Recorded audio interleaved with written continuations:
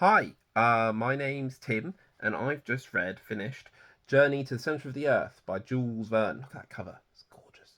Um, so this was first published in 1864. So it's an oldie. This follows the story of three people: Axel, his crazy uncle, Professor Lindenbrock, and their guide Hans. Um, as they take a journey to the center of the earth. Good title. Um, so the concept of this, I think, is great. I enjoy. I think the term is science romances. I enjoy that period of time when people were investigating science in literature, but they didn't really know much at the time. This is all about geology. I'm not a big geology nerd, but I found that really interesting, and I find that kind of stuff. And the stuff that they find is great under the surface of the earth. The plot is fairly rapid. It's a very short book, and they go through major kind of set pieces very often. Each chapter is only 3, 4, 5 pages, so it really whips along. The prose, this is a translation, obviously, because the original is in French.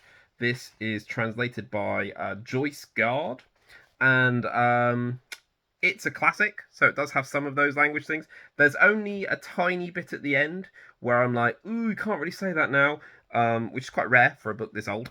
And but I thought the prose was fine. It wasn't too hard to get into. It wasn't too slow. It wasn't too much using words that kind of aren't really used much anymore.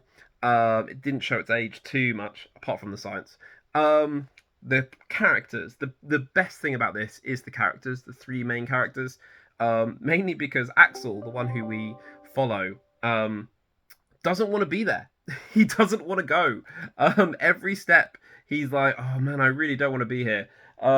They need to like, solve this puzzle to get there, and he solves it. He doesn't tell anyone because he doesn't want to go. I think that's really funny. Professor Lindenbrock is just this pure force of will. That's just willing to keep going and do whatever it takes.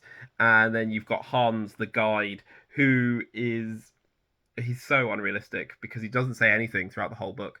Um, but he gets paid every Sunday, no matter what is happening. They're like 200 miles below ground and a volcano's about to explode, but he gets paid every Sunday. I think that's really funny. In terms of like the X factor on this, it's a really fun read. It's really engaging. The science is bonkers. Do you need to suspend your disbelief while reading this? Yes. Um, do you does the science in this book horrendous by today's standards? Yes. But is it full of adventure and craziness and an enjoyable ride?